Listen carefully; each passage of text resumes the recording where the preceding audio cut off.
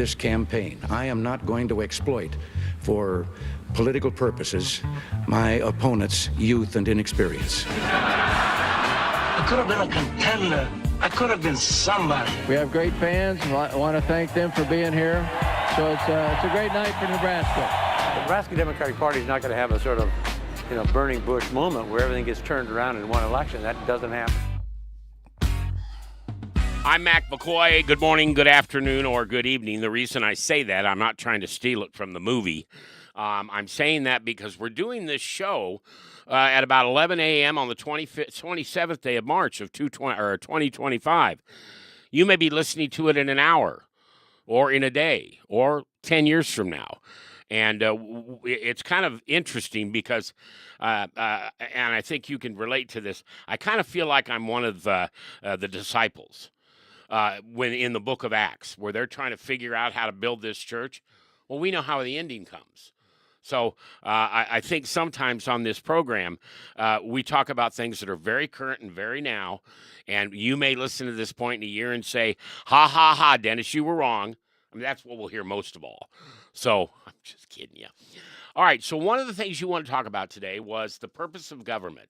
And I would appreciate a good civics lesson. So go ahead. Well, I don't know that I can give you a good civics lesson. Okay. But what I can do is maybe invoke some thought, hopefully, on how we can try to get along and figure out things as a country and as people in this society. So when long time ago in a land far, far away, they taught civics when I went to school. They don't anymore? No. Oh, okay. They do not. Okay. At least not in OPS. I don't know about. I just don't know. Most unfortunate if they're not teaching. Yeah, it, they're not. Frankly, They're not teaching civics anymore. Not good. So I've taken it upon myself to teach my grandchildren and my children outside of what OPS teaches the children, including teaching them cursive. They don't teach cursive anymore either. Right. So with that said, what I learned in civics was the government's responsibility to the people was infrastructure, safety, protecting the citizens, and basically, keeping rule of law. All right? I don't understand how the United States government got in the habit of managing taxes for charities. I don't understand how the United States government got involved with managing money for pensions. I don't understand how any of this stuff that we are all arguing about got introduced into the United States government at all. Up until the 30s, all of this stuff that we're talking about was handled by nonprofit organizations and churches and charities. I want the government out of all of this. Well, you just said one of the reasons they got involved, because they wanted to put the churches out of business. Okay. They wanted to shut that voice down. Okay, that I can't speak to. Okay. But I don't want bureaucrats handling my money. I don't. I have no visibility into it. God only wants 10% on taxes. I'm paying up to 35-40% of my income on taxes, and I have no idea where it's going, and I'll never see it again. And, so I guess that's my thing. I have a huge problem with the fact that the way this government has morphed into. It's becoming a nanny state. It's becoming a mismanaged business model that doesn't work, and it hasn't worked since they started doing this hot mess. Let me ask you this question. So in that big picture, then is the current administration doing what you'd like them to do to try to eliminate or put that down? Absolutely. Okay. Absolutely. All right. It's up to you, Mr. Crawford. All right. Before the 1930s, we had a small government because we didn't have a safety net, and we had a small military because we had isolationist foreign policy. I agree. Well, the isolationist foreign policy turned out to be a complete failure, ending at Pearl Harbor. So we have to have a large military because isolationism didn't work. It was a miserable and very expensive failure. The Great Depression demonstrated that the country needed a safety net run by the federal government. Herbert Hoover's strategy during the Depression was to rely upon the private sector and the states and the local governments to relieve poverty and end the Depression. But it didn't work because everybody was broke. The only way out of the Depression was for the government to borrow money to put people back to work. That was the only way out of it, and it worked. The United States was the first country to recover from the Depression in the first world of countries. Well, they also went into people's safety deposit boxes and took all of their gold and silver as well. Well, in any event, Social Security and Medicare have been a huge success. They've reduced poverty among the elderly from 50% to 9%, okay? Where do you get that? Yes, please. I can't remember where I found it. I think it was E.J. Dionne, a columnist for the Washington Post, is where I found it. That's reliable. Not. Well, Jeff Bezos is a very staunch Trump supporter, as we discussed on your page. Yeah, but that doesn't mean anything. Let's go back to the topic. Bezos is... Go ahead. Yes, sorry. please. Here's the deal.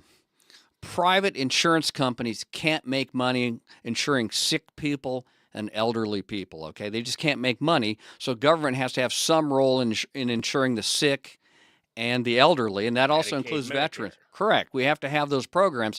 My father was a very successful eye surgeon in Lincoln, Nebraska for many years, and for the first few years he practiced, there was no Medicare, and he said no senior citizens had health insurance before Medicare because private health insurance companies couldn't make any money insuring them. He says Medicare made it possible for all seniors to have insurance and access medical care, and obviously it increased their life expectancy and increased their quality of life. So I think the purpose of government is twofold, is to help those out who can't help themselves, the sick, the elderly, the poor, and to keep us safe from foreign aggressors such as Russia and China. I think that's what the purpose is. Okay. And let me be clear. I do not have a problem with some of the programs that the government runs, including Social Security and Medicare, okay? There is an active need in that. I get it. I got no problems with that at all, okay? What I have a problem with